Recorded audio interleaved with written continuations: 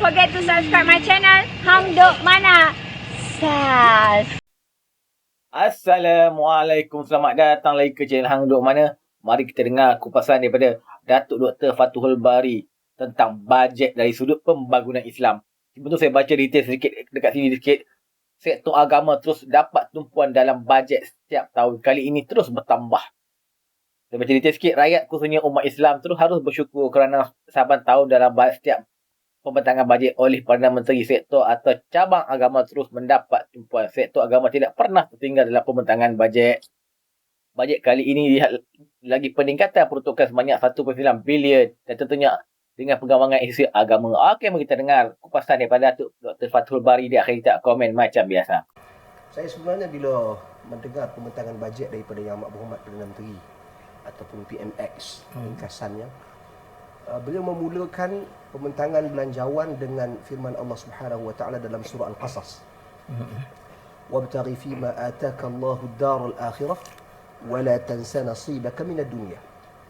Hendaklah kamu berusaha mencari jalan ke akhirat. Yakni melakukan sesuatu perkara yang usaha yang kita lakukan itu matlamatnya akhirat. Namun pada masa yang sama, jangan sama sekali kita lupa peranan dan tanggungjawab kita di atas muka bumi ini. Saya kira itu adalah asas bajet yang dibentangkan oleh Yang Amat Perdana Menteri. Saya bukan berada di sini untuk terlalu memuji, tidak. Tetapi beliau meletakkan satu asas foundation kebertanggungjawaban sebagai seorang pemimpin Islam kepada orang Islam dan pemimpin Islam kepada rakyat Malaysia umumnya dalam kemajmukan kita pada hari ini. Dan kita lihat dalam hadis Nabi SAW contohnya, sabda baginda, man yastar'ihi Allahu ra'iyatan yamutu yawma yamut wa huwa ghashun 'ala ra'iyatihi lam yarih raihatal jannah. Barang siapa yang diberikan tanggungjawab untuk mengurus urusan rakyatnya, dia mati di hari dia mati, dan di hari kematiannya dia mati dalam menipu rakyatnya, dia tidak akan mendapat bau dan aroma syurga. Hadis ini menggambarkan kebertanggungjawaban seorang pemimpin dalam mengurus rakyat. Dan antara perkara yang penting dalam mengurus rakyat, demikian Allah sebut dalam Al-Quran juga dalam surah Hud, wa huwa alladhi ansha'akum minal ardi wasta'marakum fiha.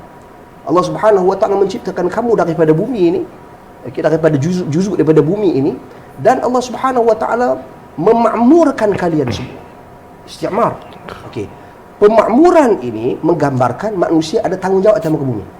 Dan demikian pemimpin ada tanggungjawab atas muka bumi ini.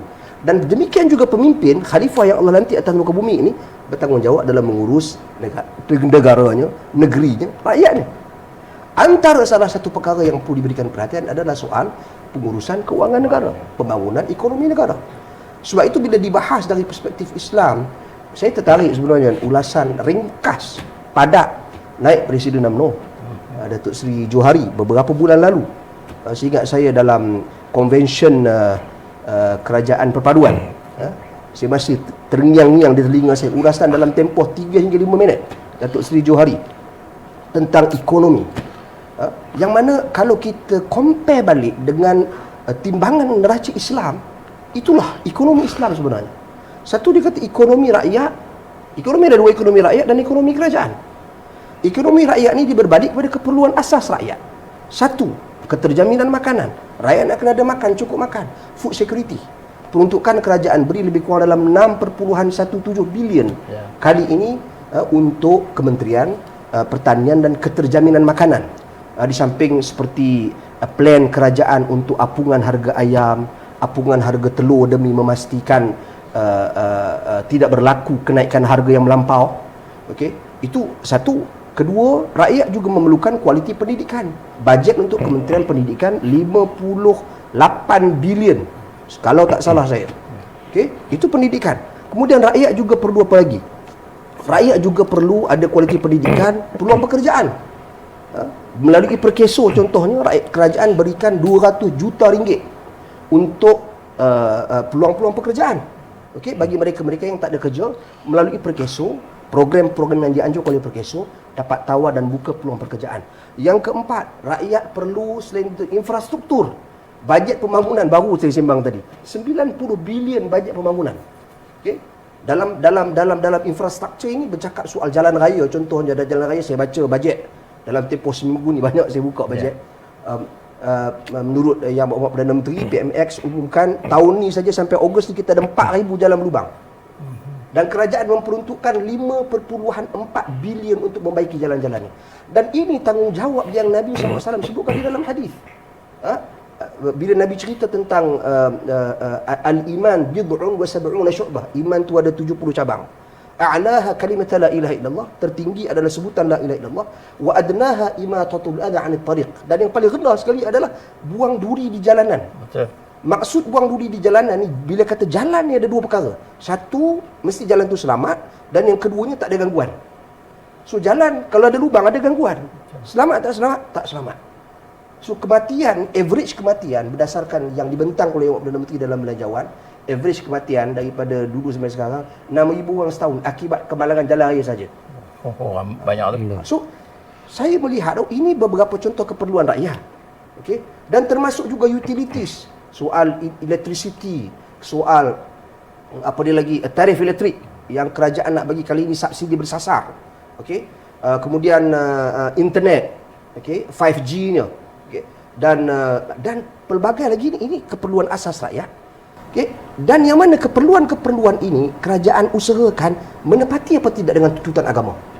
Sebab itu saya suka melihat bajet ini, okey, kita bahas malam ni fokus kepada pembangunan Islam.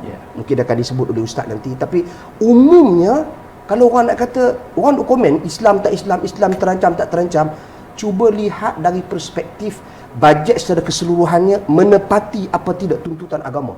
Maqasid syariah itu sendiri. Tuntutan agama dalam menjaga agama, dalam menjaga nyawa manusia, keselamatan mereka, dalam menjaga akal dari sudut pendidikannya, dari sudut keturunannya, dan dari sudut harta bendanya. Okey, keuangan manusia. Dan kita cakap dari sudut ekonomi kerajaan. Ekonomi kerajaan ni, kerajaan kena ada peruntukan, kerajaan kena ada bajet. So nak kena ada domestik punya investment, pelaburan dalam negeri, dan nak kena ada foreign direct investment, pelaburan daripada luar. Yang mana yang akan membantu hasilnya kerajaan akan dapat cukai, tax. Tax itu bantu untuk memenuhi keperluan rakyat. So itu je. Jadi kalau kita merge seperti ini, maka seorang pemimpin itu dia melihat sesuatu secara inklusif, menyeluruh dan holistik. Inilah nilai dan value Islam dalam bajet secara umumnya. Pertama sekali, tentunya kita bersyukur bajet untuk Syaitan Agama ni tak pernah tertinggal ataupun terlepas pandang dalam secara pembentangan bajet untuk belanjawan negara. Dan kali ini dilihat ada peningkatan 1.9 bilion, tentunya dengan perkembangan institusi agama, dan kita tengok pemerkasaan sekolah agama rakyat, kemudian berkenaan dengan institut tahfiz, dan juga satu lagi seingat saya takmir semua. Ya, itu berkenaan dengan allowance ataupun pemberian RM700 kepada 70,000 orang, terdiri daripada guru kafar, guru takmir, imam, bilal, siap. So semua dapat dengan jumlah yang RM700 per kepala. Itu insentif yang kerajaan berikan sebagai tanda sokongan dan tentunya support kepada pembangunan isu agama. Dan apa yang menarik perhatian saya, dalam bajet juga dibahaskan soal wakaf.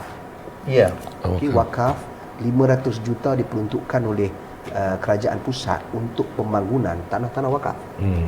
Ini antara perkara-perkara yang perlu diberikan perhatian ke depan. Sebab wakaf sebenarnya adalah salah satu instrumen pembangunan ekonomi Islam. Dan saya mengharapkan lebih dari bukan soal bajet itu semata-mata, tetapi saya mengharapkan ada plan jangka masa panjang yang lebih daripada itu. Bagaimana pembangunan wakaf di Timur Tengah kita tengok, di sekitar Masjidil Haram tu contohnya, dituliskan wakaf Malik Abdul Aziz, kan, hotel Raffles Hotel di situ, Moving Peak Hotel di situ, Pullman Hotel di situ, dan pelbagai hotel-hotel bertaraf 5 hingga 6 bintang worldwide.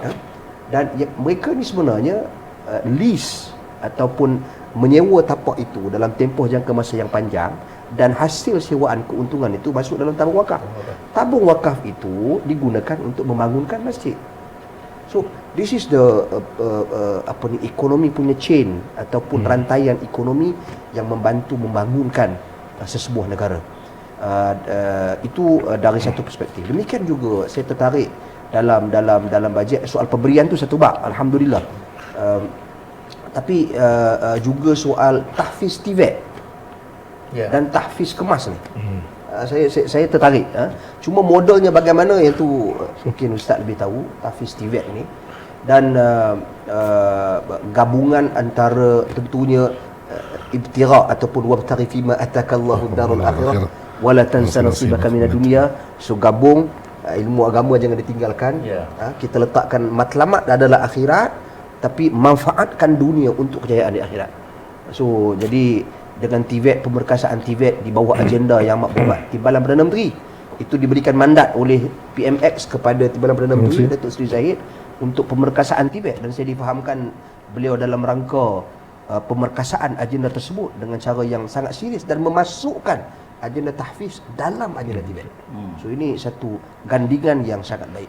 Demikian juga tahfiz kemas ni. Cuma saya rasa tak ada masalah kalau kita bagi cadangan kan. Boleh, tak ada masalah kan. Contohnya saya mensasarkan hafalan Al-Quran ni satu tuntutan yang sangat besar. Okey. Dalam agama. Cumanya tentunya orang-orang yang mampu hafal Al-Quran ni orang istimewa. Istimewa ni tak ramai orang, Ustaz. Jadi kalau sekiranya contohnya kalau boleh disasarkan anak-anak kemas ni, paling tidak mereka setahun ataupun 2 tahun dikemas, dari umur 5 tahun dan 6 tahun kan dikemas. Kalau dalam tempoh ini mereka paling kurang boleh hafal juzuk amma pun pada saya, Ustaz, Excellent. itu dah excellent lah. Setidak-tidaknya bawah 12 tahun mereka dah ada basic hafalan untuk dibawa ke hari tua kalau dia orang tak sambung bidang pengajian dan hafalan Al-Quran selepas daripada. So itu harapan saya mungkin boleh dilihat modelnya bagaimana. Ustaz lebih tahu daripada saya, dan saya harap kerajaan meneliti modelnya yang terbaik. Saya yakin Yang Perdana Menteri ini orang yang sangat particular soal ini, dan maksud saya Datuk Seri Zahid sangat particular soal ini, dan beliau akan memberikan tumpuan. Satu lagi, Ustaz, halal. Ya. Yang ni saya tertarik. Sebab apa? Sebab dulu nak mohon sijil halal lambat. Betul. 51 hari. Jadi sekarang ni telah dipendekkan menjadi 30 hari. Sebulan. Maknanya ada KPI, ada sebulan timing dia. Dan HDC diberikan mandat bersama dengan JAKIM untuk melihat potensi kembangkan halal punya ekonomi. Bahkan baru-baru ni diumumkan hasil daripada halal, ekonomi halal di Malaysia lebih kurang 3 bilion tahun lepas. 3 bilion. Okay, so 3 bilion jumlahnya sangat besar.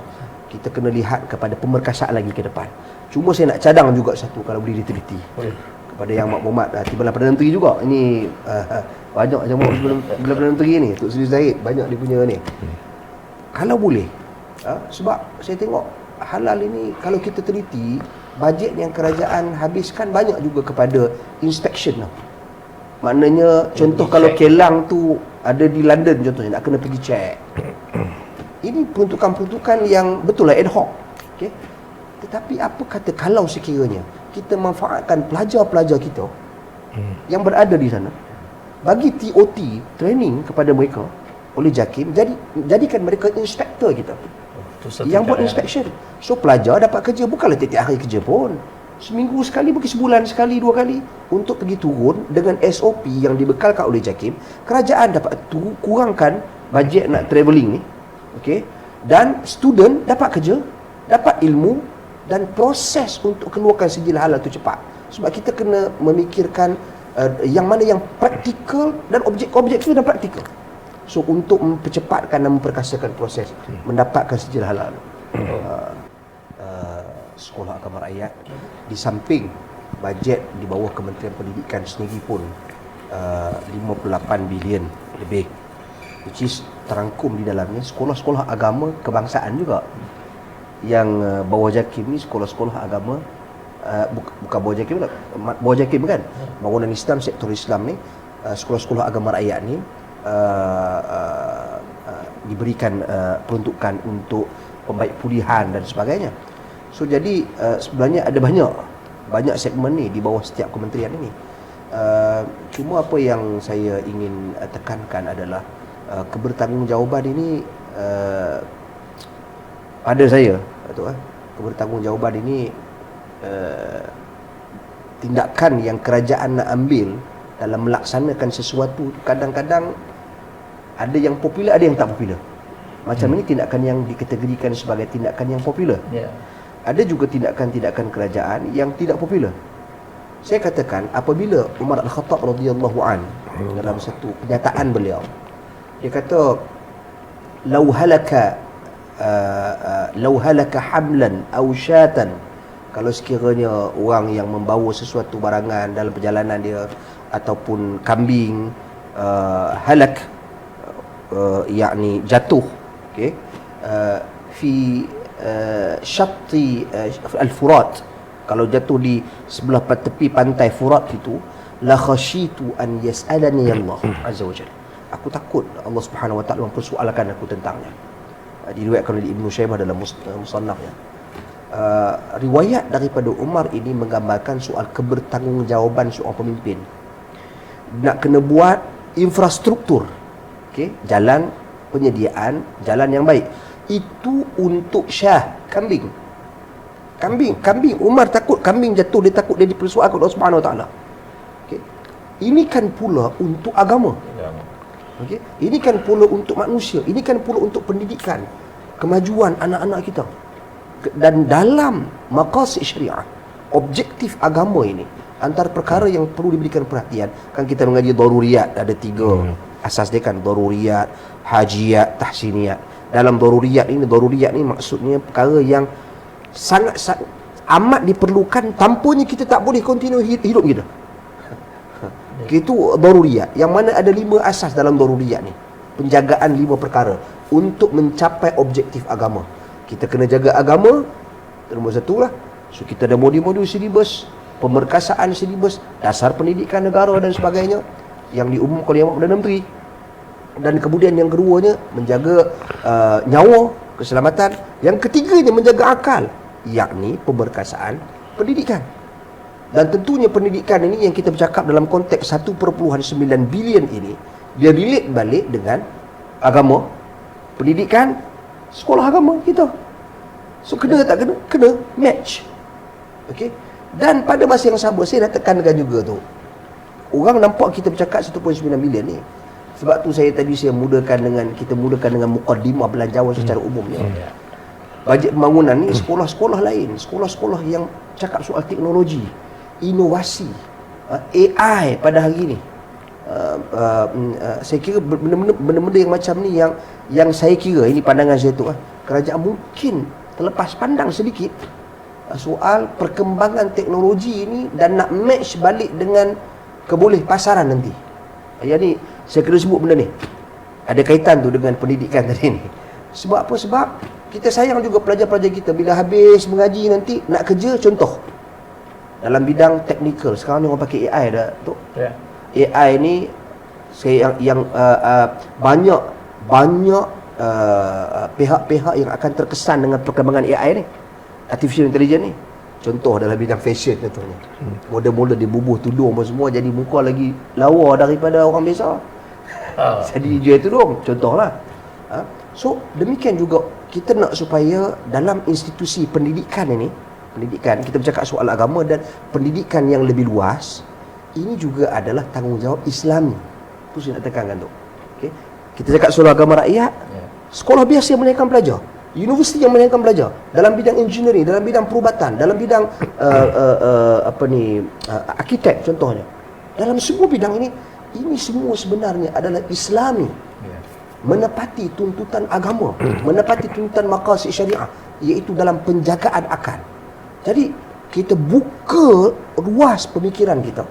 Okay? Saya tak kata perbelanjawan ini tak boleh dikritik. Ada benda-benda yang saya nak bagi pandangan, seperti yang saya sebutkan tadi. Kerajaan kena tengok peluang pekerjaan. Tapi pada masa yang sama kita kena akui bahawasanya bajet yang disediakan ini, keperluan-keperluan asas dalam tuntutan maqasid syariah itu tercapai. Itu adalah asal dia. Selebihnya nak bagi pandangan untuk mantapkan dan perkasakan lagi dari sudut peluang pekerjaan saya sebutkan tadi. Mungkin untuk sensitif sikit dari sudut cukai. Cukai betul, tahniah kerajaan walaupun naikkan cukai 2%, tetapi kekal 6% kepada makanan, servis tax dia panggil, cukai perkhidmatan, makanan, minuman dan juga telekomunikasi.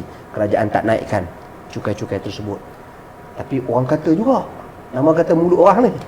Lepas tu saya duk fikir-fikir semalam tu kan, pelah-pelah baik buat GST balik. Contoh lah kan. Ya. Contoh.